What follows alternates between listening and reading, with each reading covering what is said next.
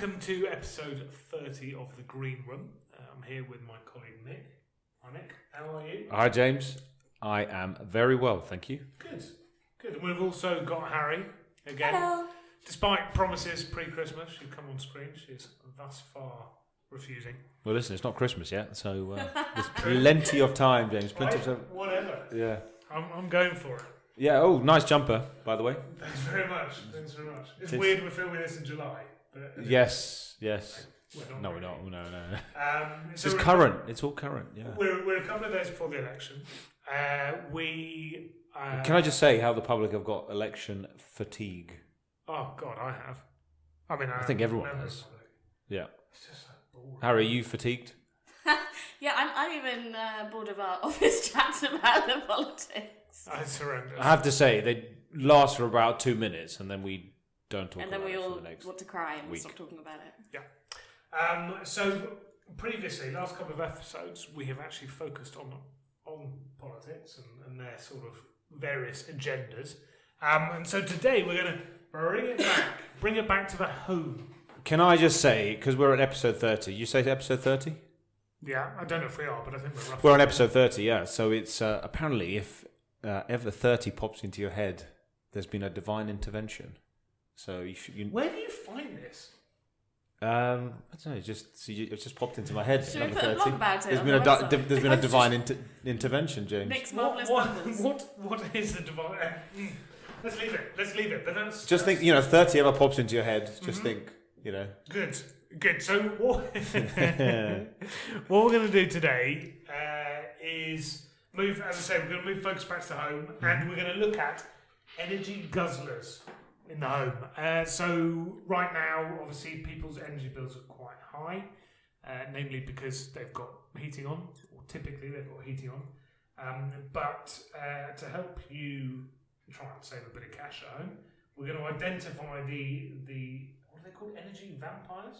What was that term we had ages ago? Yeah, definitely. Energy vampires. They like throwing that one around. in all Energy the vampires. articles. Basically, Yeah. it's something that uses lots of electricity to run. Because I get it. And I get most of them are relatively common sense.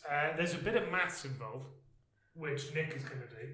Before we get into the maths, before we get into anything, James, first of all, how can people learn and watch our podcasts? Well, not learn, but follow, listen. Learn, we're teachers. Listen, watch, follow.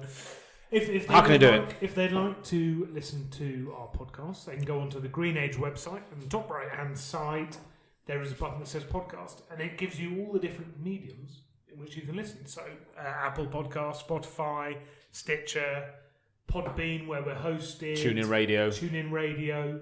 And so you can download podcasts from there, essentially. If you just search for The Green Room or The Green Age on any of those mediums, I guess. Then you will be able to find us. If you'd like to watch us, and I've just moved the microphone down so you can see more of my face, I can tell by Harry I need to. You can watch us on YouTube because we upload everything. Last week we had a little bit of problem with video editing, so the sound I don't think was great quality. So apologies, but hopefully this week it's back to normal. So that's how you listen to us, Nick. Excellent. Right, give me the worst energy vampire. What are we going to call these things? I mean, you're the talent. You tell me. It's very kind. The household electricity appliance guzzlers, yeah? Let's energy guzzlers. Energy guzzlers. So what is your worst performing energy guzzler? Immersion heater. Immersion heater.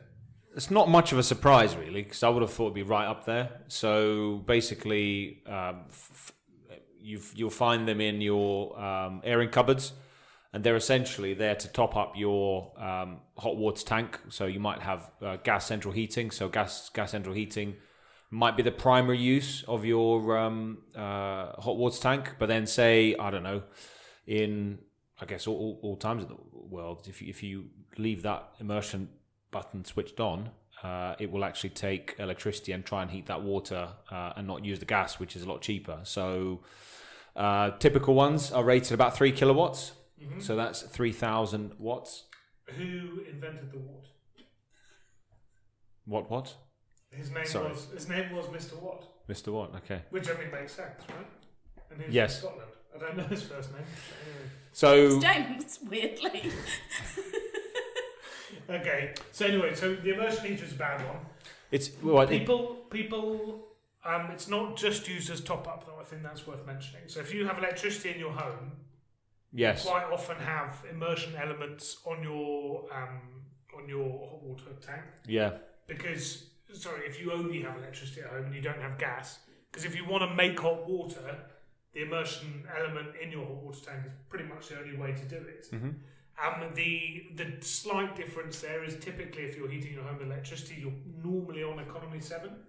So you have 2 immersion elements going into your hot water tank, and your hot water tank is basically like a big kettle, this immersion element. And that's why it's because of its volume and the volume of water that it holds, it needs to be fairly sizable, hence why the rating is fairly high, we'd say. So you need to put a lot of energy in. The reason when you have 2 immersions is because one of them is connected to your cheaper tariff and one is connected to the more expensive tariff. So typically you would heat that water at night, so you're paying sort of 6.5, 7p per kilowatt hour of electricity. But if I were to use my immersion heater Right. for 1 hour, so a 3 kilowatt rated immersion heater for 1 hour, Mm-hmm. how much would it cost me? 45p. And how do we need to explain how you work that out? No, let's do it. Yeah. So, all right. I've just switched my energy tariffs. Right. But one thing, whilst I got a reasonably good rate for the gas, I managed to save some money on gas. I think I got it for about 20% cheaper. Mm-hmm. Very good. I couldn't really do too much on the electricity, to be honest. So electricity remained flat around the 15 pence mark. You can't steal it from a neighbour. Sort of No, Roman no, extension cable. no. Can't do those things. You could not look guiltier. So on the so it's 15p. Mm-hmm. You'd say is roughly what is kind of the market rate. So what you would then do is, because it's rated at 3 kilowatts. Basically, it costs, if it was 1 kilowatt, it would running for 1 hour. It would cost 15 pence to run, because it's 3. You multiply by 3, so that gives you 45 pence, Yeah, perfect. and that's Yeah, it. Then they're quite nice, neat explanation. You must have done finance in a previous life. Anyway, so the one we're just going to jump around here and give you some examples. But that's so imagine you accidentally leave it and it's working for 24 hours, which in theory it shouldn't, because I mean there should be like an automatic switch off setting on the thermostat, so the thermostat should regulate it. But say it just kind of comes on and off over a 24-hour period, and it might work for 10 hours. Say that's a hell of a lot. Well, I think one of the issues is that family members find out where the immersion switch is in the house. Yes. So basically, they're sat running the bath, and the water eventually starts going cold. I.e., your hot water tank hasn't got any hot water in it. So instead of waiting for the boiler to fire up and produce hot water, because boilers typically come in and produce hot water a couple of hours during the day, you walk down to your airing cupboard and you flick the switch, and in theory. Well, not in theory, but your immersion goes on and it starts heating the water straight away. So 15 minutes later, you can actually draw hot water again, right? Then they forget to turn that switch off. And when we used to go and do energy surveys, the amount of people that we'd see who had immersion switches turned on but had absolutely no idea what they were is actually mind-boggling. So if you've got a Combi boiler, you're never going to have this issue. This is only people who have hot water tanks in their house. If you just have electricity and you've got like storage heaters in your house, and you're on economy 7, where the electricity during the night is more like 6.5, 7p, then obviously a 3 kilowatt rated immersion running at night is going to cost more like 18p as opposed to the 45p you were talking about just then. Right, so it's a lot cheaper to heat your hot water. So there's some clever ways you can offset it, as you said there. So being on having the economy 7, 9, or 10, I suppose one day when we move into full time of use tariffs, that's going to help. So then it will make sense to heat it when electricity's cheap, namely which is at night, because the demand for electricity is cheap at night because we've got all this excess. But there's a couple of other ways, more expensive ways, and not everyone necessarily goes down those routes. You can have solar thermal, for instance, so that doesn't use any. Well, it just uses the power of the sun to heat the vacuum tubes, and then that feeds into a special immersion tank or a hot tank. The other way to do it is if you've actually got a legitimate solar, so i.e. solar PV that's producing electricity, you can get one of those diverter kits. Yeah. So when excess is being produced, i.e., you've got your fridges and your standby appliances and stuff, and it's producing more than they can handle, you can then divert some of that excess onto your immersion tank, and then obviously not use gas or electricity and just use the power of the sun. Really nice way of doing it. Yeah. And if you do have solar panels, it's definitely worth, and you have a hot water tank, it's definitely worth looking at a solar PV optimizer. They're sometimes called solar diverters, as you say. But as you say, they're taking the electricity that you would normally export back to the grid, and then you're not exporting any, you're using all of that electricity in your house.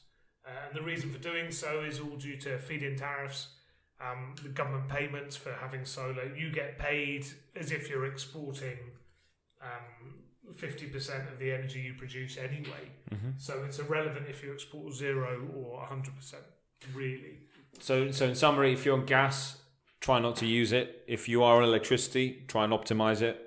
Yeah, try and optimise it. And if you just have electricity in your house and you have a hot water tank, make sure the immersion that you have switched on is the one that is being, because you'll have two immersions going to a water tank, it needs to be the one that you're on the off-peak tariff. You need to basically put a sticker, say only use in emergencies on the full price, because otherwise you'll be paying sort of 19p per unit. And it's useful. What you've said there, it's useful to do that, to put that label on, just because people forget. Right, moving on. Electric showers. So this is a weird one. Electric showers, everyone assumes, are going to be really efficient. The reason being is, you don't have to turn the gas boiler on and get it all fired up, and you don't need to produce loads of water. You're producing just enough water for the length of your shower. The issue is, for an electric shower to spit out enough hot water, it needs to be, they're really highly rated. So we're talking 7 to 10 kilowatts rating on these things. And so what's happening there is coming from the mains cold, up to the electric shower unit just before it comes. Shower unit, and then it has to heat it before it comes out. And the quicker the rate it's going in, the higher the rating on your shower needs to be. So you're more like 10 kilowatts. Yeah, and so if you like a long shower and you have an electric shower in your house, you are talking £1.50 per hour, which is expensive, I'd say. I mean, it's unlikely you're going to be in the shower for an hour, don't get me wrong, but even 15 minutes, 37.5 pence. It's an expensive one. Yeah. And over the course of a year, 365 showers. That's times 40. That's decent numbers, that is. Don't know what the numbers are. Good cover. What have we got? It's about 100, and then times 365. This is assuming a 15-minute shower, yeah? So it's 150 quid on showers per year. That's for one person. That's for one person. Yeah.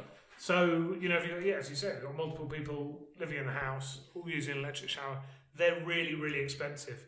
In terms of using less electricity, obviously the only way really is to have shorter showers. 30 seconds. In and out. A lower flow rate. So you can get lower flow rate shower heads. And what some of them do is they throw air into the mix. So they try and aerate the water that's hitting your head. And they try and basically give the... you get the feeling there's a higher flow rate. But if you had less water going through the electric shower mechanism, so the slower flow rate, then surely there would be the heating element wouldn't have to work as hard, and it would be but you've got efficient. less water coming out of the shower head. Yeah. So you've got a worse shower. But I mean, it's not just about the length of the shower. Surely it's about the quality. Yeah, no, granted, but no one likes a crap shower. But still, even at the lower end of quality showers, it's still very expensive. Yeah, and that's one that really takes people by surprise. Everyone assumes that electric showers, just efficient, blah blah. But they're about the biggest energy guzzlers that we come across. So if your mains if you've got a good mains pressure and you've got a combi boiler, I'd probably say that's one of the best ways. Yeah.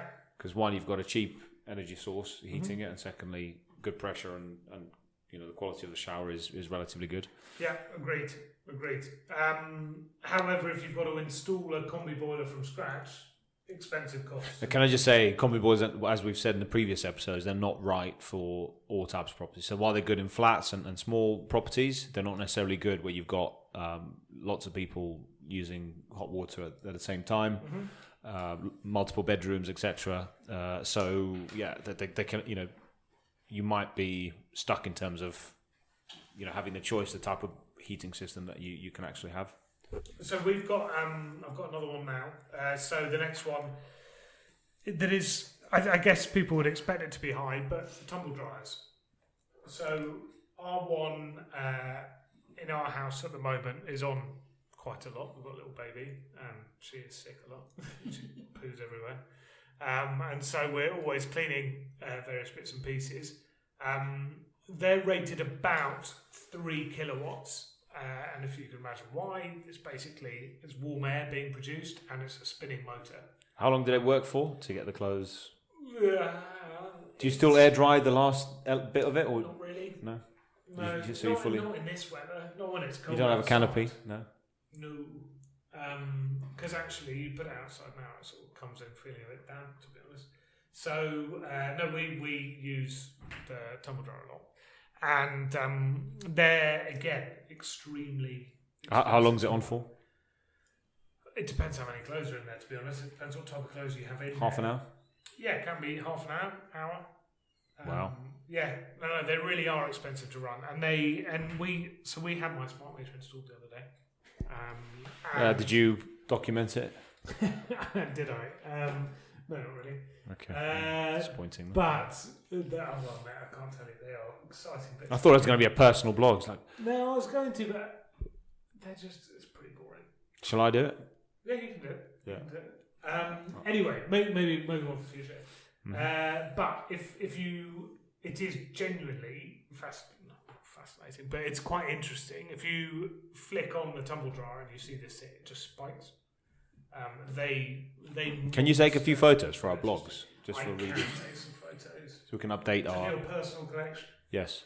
We will enlighten the readers, viewers, and watchers. So tumble dryers, you'd expect to And be listeners. relatively high.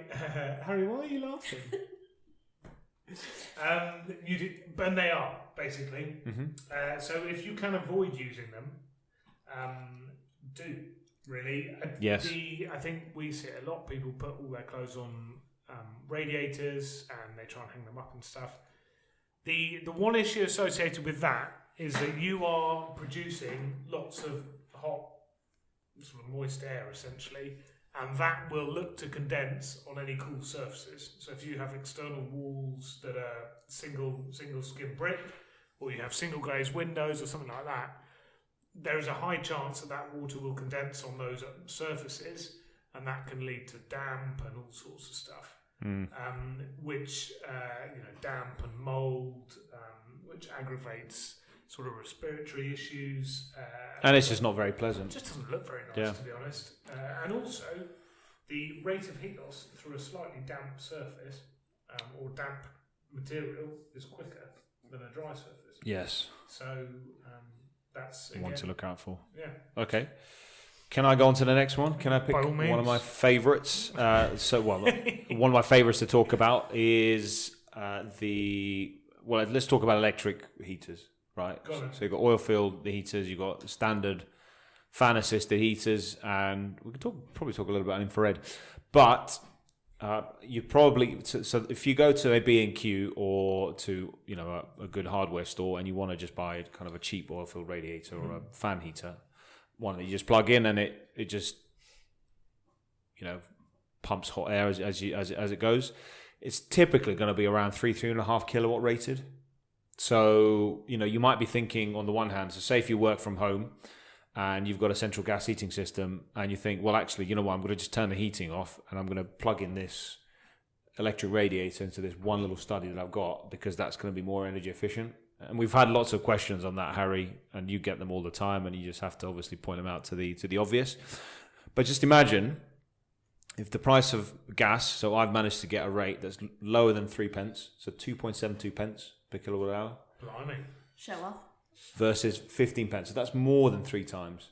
That's more than 5 times cheaper than electricity. So, and say you're working for 8 hours in a day in a study, you've got a 3.5 kilowatt system, it's going to be incredibly expensive, to heat that room. That is interesting because I work home on a Wednesday, as you both know, and I do that. I have a little electric heater and I turn it on by my feet, but maybe I should put the heating on. I think it depends very much Oh, on the see, size. James, this is why we do these video casts. I think it depends a lot on the size of the space that you're heating. Like, so my mum's house, for example, old townhouse, Victorian high ceilings, they use all their gas and everything all the time to do the heating. But when my grandma is there, she gets stuck in the little room with the heater, with the electric heater on, when they don't want to heat the rest of the house. But if you've got one heater and it's costing, as you say, £4.50 a day. £4.50 a day to heat, you may as well heat the whole house with gas. And ideally, you have heating controls on your radiators, so you don't have to heat all the rooms. Mm-hmm. And then actually, it's cheaper. I think if you use your gas system efficiently, then yes. Oh, but I think it also it depends at on 18 the size degrees. of the property on the... At 19 degrees. Sorry, go on. But if you are just one person, you've got a giant house and you just one person poodling around, maybe moving around a bit, and just want to literally heat you. Well then, so it depends if you're moving around. Because if you're staying still, then the best bet is to get heating controls on your radiators. So TRVs, thermostatic radiator valves. Turn them all off except the room you're in, and then turn on your boiler. Have you seen all the smart radiator valves? I really want them. So I'm waiting for. So you know Google have just bought Nest. Yeah, so the Nest thermostat and all that sort of stuff. I'm thinking they're going to bring out little clever radiator valves soon. It would be nice because the smart ones now are really expensive. Yes. And we've seen this, and some companies have already got the smart radiator valves. Who's Honeywell? Yes. Honeywell do some. Honeywell EvoHome. Yes. If you get that kit set up, I think it's astronomically expensive to install, but it is seriously clever. They've got really good electric. But Wi-Fi. I think if you've got TRVs already, it's relatively straightforward to retrofit. Yeah. But if you haven't, then it becomes expensive. But no, I think that's a very interesting one. Yes. So what you need to do is have a look when you buy your electrical heating device, whatever that is. You need to have a look at the rating of it and just work it out. Now, I think the only thing about heating, and I think it's the same thing when we were talking about the immersion. You mentioned it very briefly, but there's sort of thermostatic control, right? So if I turn on let's just go back to the hot water tank example. So I have a hot water tank and I have this essentially kettle unit, this kettle immersion unit that gets really hot with electricity and that heats the water. If I left that on for 24 hours, it's very unlikely that immersion unit would be on for 24 hours because there is a thermostat built in. It won't just keep heating the water. It doesn't want the water to get to 100 degrees. And, obviously it will never get to 100 degrees in a hot water tank, so that'd be too hot to come out of the taps. However, it will, heat the water to, say, 55 degrees, and then it would turn off. And it's got a thermostat built in which wouldn't allow it to run the whole time. So it's the same thing with heating systems. Typically, they will run, and even when you go and buy a cheapy electric thing from B&Q, as soon as it's been on and the room gets to a certain temperature that you normally control, it will turn off the heater. And then when the temperature of that room drops again, it'll turn on the heating. And then it'll go, a sort of feedback loop to try and keep the room at that temperature. And that means that, yes, if it was running for 3 hours and was 3 kilowatt rating, it would cost you 45p. Actually, it might only be on for half that time, and so it might cost you 25p or 22.5p Yeah. or whatever it is. No, exactly. So anyway. But I would just going back to that. So if gas is relatively cheap now in comparison to electricity, it's worth keeping the heating on the rest of the house, just because over the year when you keep your windows open, normally in the warmer months you tend to accumulate moisture, and then by having a heating season that dries it out. Everything out. Yeah. Yeah, no, that's fair. Right, next Oh, one. sorry, just going to say, and then so what you should have is you should have an infrared panel next to you if you're going to do that. Because they'll be 500 watt rated. So again, they will be, but a couple of things about the infrared is they need to be to have infrared to operate and be producing infrared, they have to get up to a certain temperature.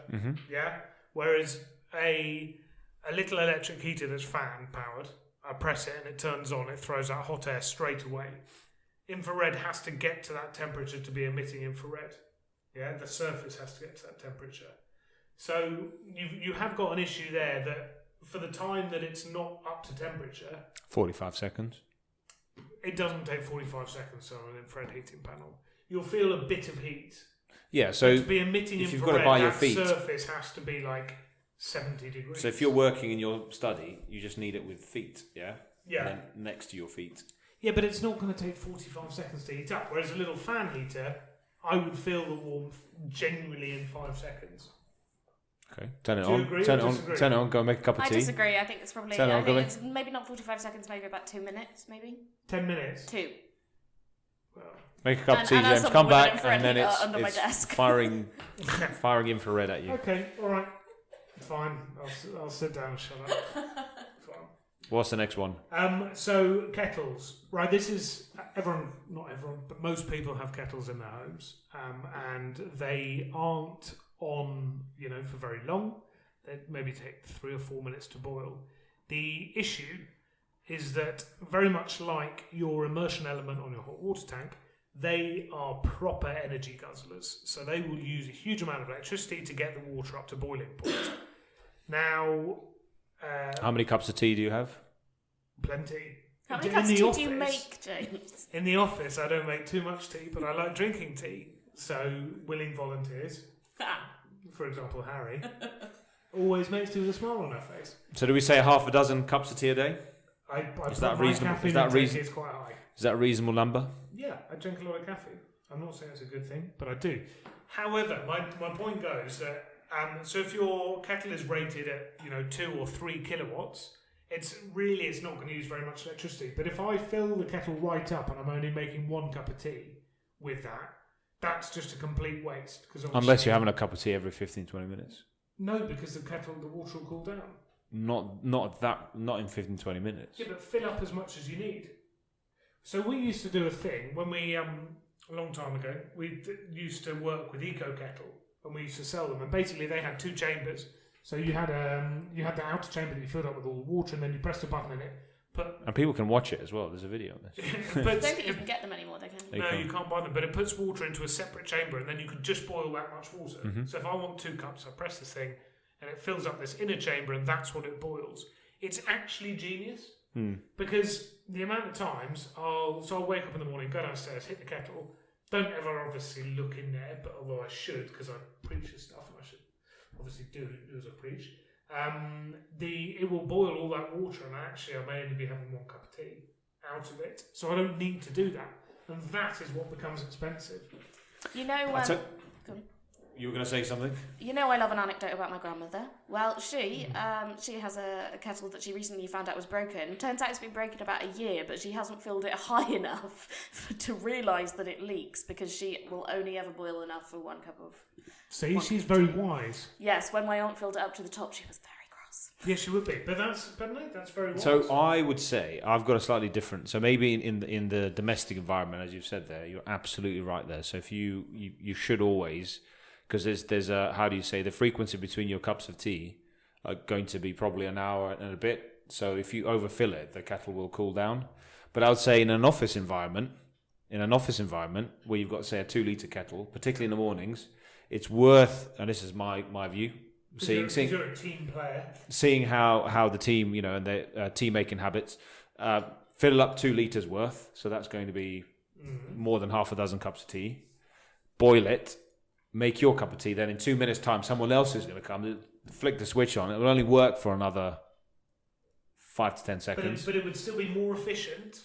It would be more as opposed to efficient going from cold. But there's been some heat loss there. So it'd be more efficient to fill up your cup of tea, boil your cup, and then... But I think just with a frequency... No, I mean, that's because you're a nice person. Yeah.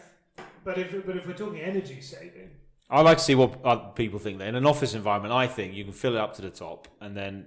Because I've seen people making habits. You've never made a cup of tea in your life. So, not the... Nick made me a cup of tea once. There we go. How do you even come out with these things?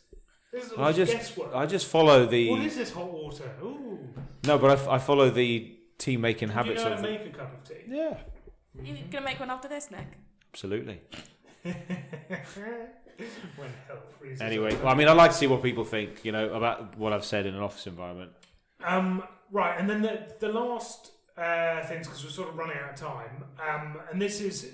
Well, actually, we're going to do 2 more. So we're going to do lighting, which we'll touch on now, and then we're going to do standby. So let's start with lighting. So lighting is one of those things. You can either get it really, really right or really, really wrong, depending what lights you have in your house. Mm-hmm. So the new type of lights that everyone is talking about and installs now are LEDs. They're basically really low energy saving. And the reason is because a traditional light bulb, an incandescent light bulb, it gets really hot and it gets so hot it glows orange or white when you look at it.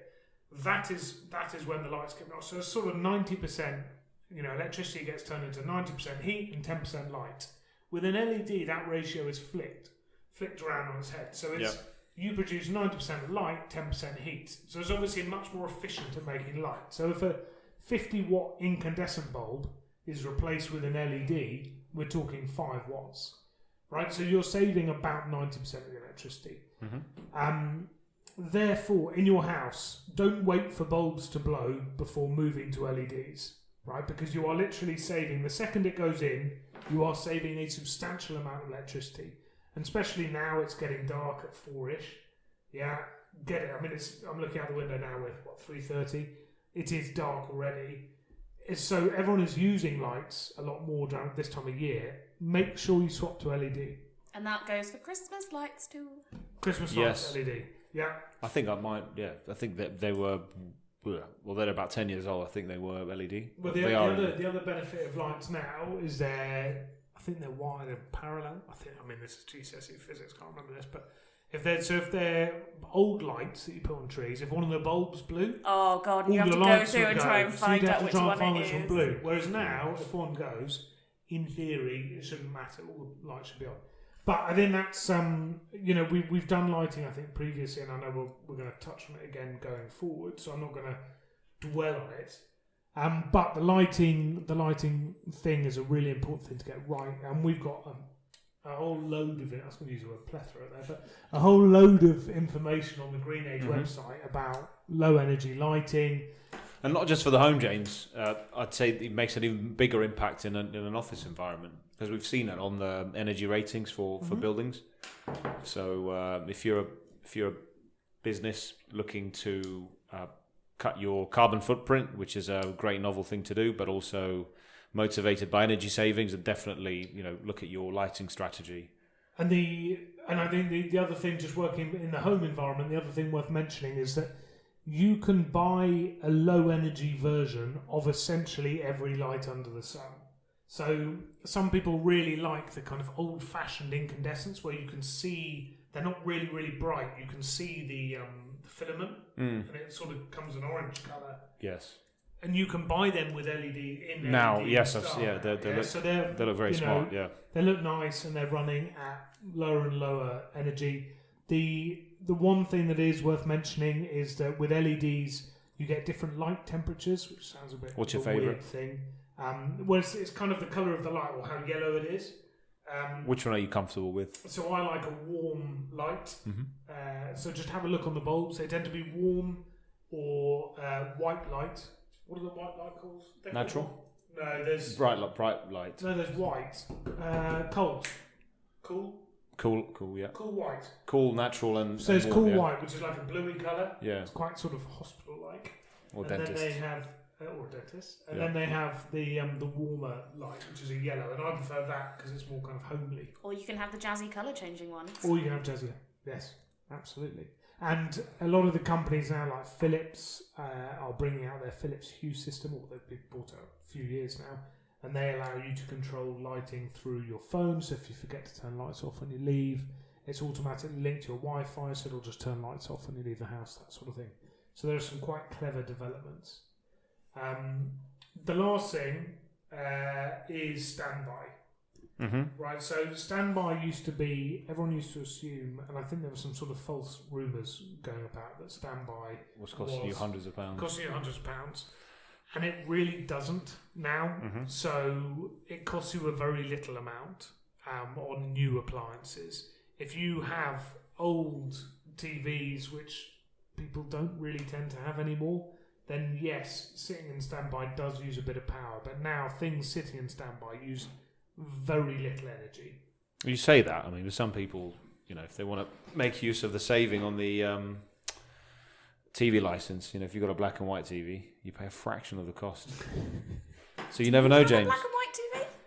No, I don't. But just saying. No, I mean, that's a fair point. It's one that I hadn't thought about, Nick, but thank you. Then you see he's got two tariffs. So it asks you the declaration: have you got a black and white TV? Have you got? I wonder how many people are going for the black and white terror, and Not- how they can tell. Not many, I imagine. Okay, so yes, basically, if you're leaving stuff in standby, don't worry. Would be my advice. If it's an appliance bought in the last 5 years, you're all set. Computers, phones and stuff like that. That's on really low We're talking power like- settings. So if an immersion Few unit watts. is 3,000 watts, or 3 kilowatts, a phone charger is like 2.5 or 5 watts or 10 watts. I mean, it's so little energy. You'd have to. I've got a question. Can you do the maths here? Go on. If something is if a phone charger is 10 watts, Mm-hmm. and it was on for an hour a day, how much would it cost me to run for a year? Okay. So is it 1.5? No. For a whole day, yeah. They're charging all day. Or? Charging for an hour, all day. Uh, I'll put you on the spot here. You've put me in a massive spot. What's the rating on the phone? 10 watts. 10 watts. So 0.01. That's 100. So let's do it.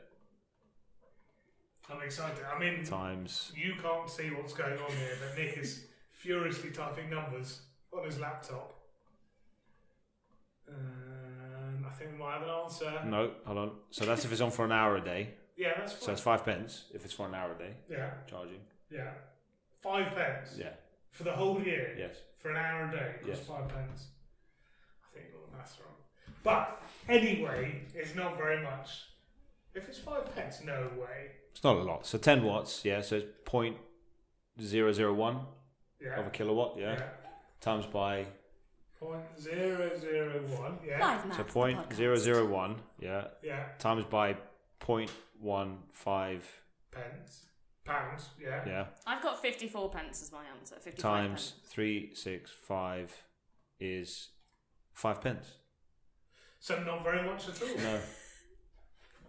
Okay, fine. Well, there we are. But is it That's 10 watts? What's the rate? That'll do. Yeah. Let's move on. Let's move on. I think live maths is a risky one to do. Mm. Maybe we should prepare this podcast.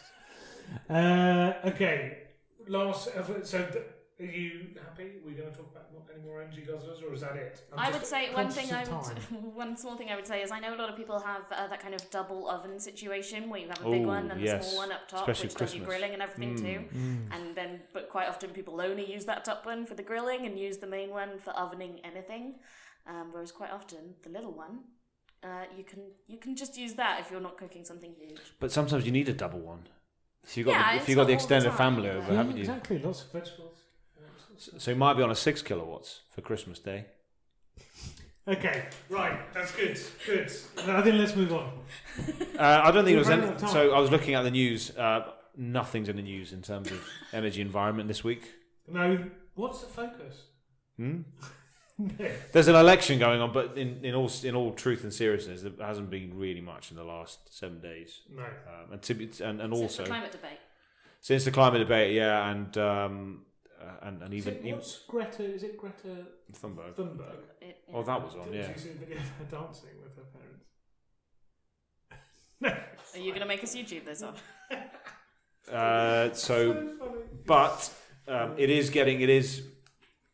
getting colder and colder. So just wrap up warm if you go outside. Keep an eye on your neighbours, your elderly neighbours. I'll keep an eye on you guys. Thanks.